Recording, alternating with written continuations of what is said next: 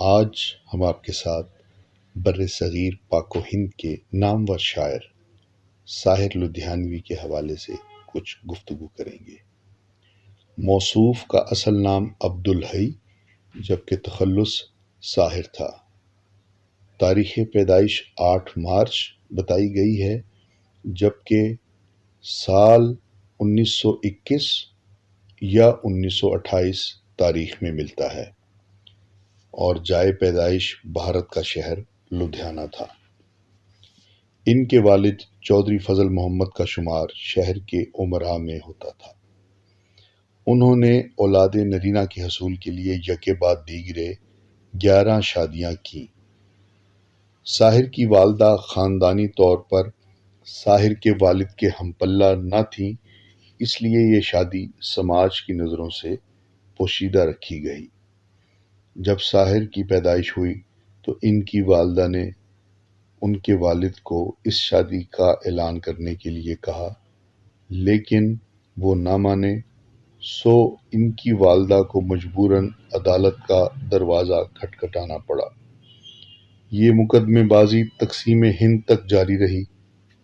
مختصراً یہ کہ ساحر اپنے بچپن اور لڑکپن میں والد کی شفقت سے محروم رہے اور ان کی مجبور ماں کو ان کی تعلیم سے لے کر نان و نفقہ تک تمام اخراجات خود برداشت کرنا پڑے۔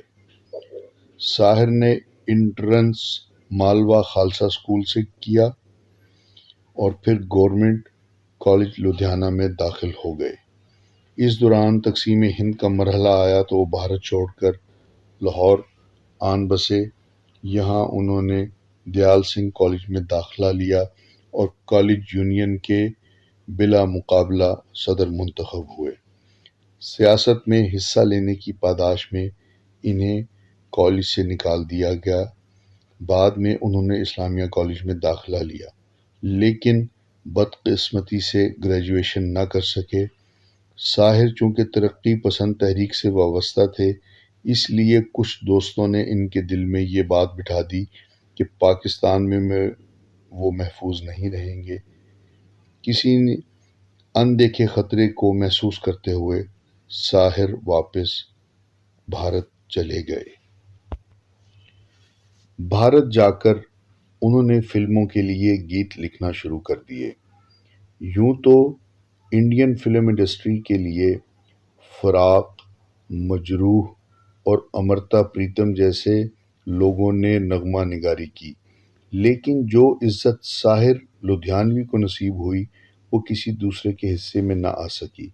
اگر یہ کہا جائے تو بیجا نہ ہوگا کہ ساحر بر صغیر کے سب سے بڑے فلمی شاعر تھے۔ ساحر کی شاعری میں ایک نوجوان کی ناکام محبت ہی نہیں دکھائی دیتی بلکہ وہ احتجاج بھی نظر آتا ہے جو ہر ذی شعور شخص کو معاشرے کے کالے اصولوں کے خلاف بولنے پر مجبور کرتا ہے۔ انہوں نے جا بجا اپنی غزلوں اور خصوصاً نظموں میں طبقاتی اونچ نیچ کو تنقید کا نشانہ بنایا۔ یہ بات بھی قابل ذکر ہے کہ جب ساحر لاہور آئے تو ان کی والدہ ان کے ساتھ لاہور نہ آئیں، اس لیے انہیں آوارگی اور نت نئے عشق فرمانے کا موقع خوب ملا اور کوئی روک ٹوک نہ تھی۔ پاکستان سے آ کر جب وہ دہلی میں رہے اور غم روزگار نے انہیں ستایا تو عشق کا بھوت سر سے اتر گیا، ورنہ ہر نیا سورج نئی عشق کی داستان لیے اگا کرتا تھا۔ ساحر صاحب نے عمر بھر شادی نہیں کی کیونکہ وہ آخری وقت تک یہ فیصلہ نہیں کر پائے تھے کہ شادی کی جائے تو کس سے کی جائے۔ ساحر کی والدہ سردار بیگم 31 جولائی 1976 کو انتقال کر گئیں۔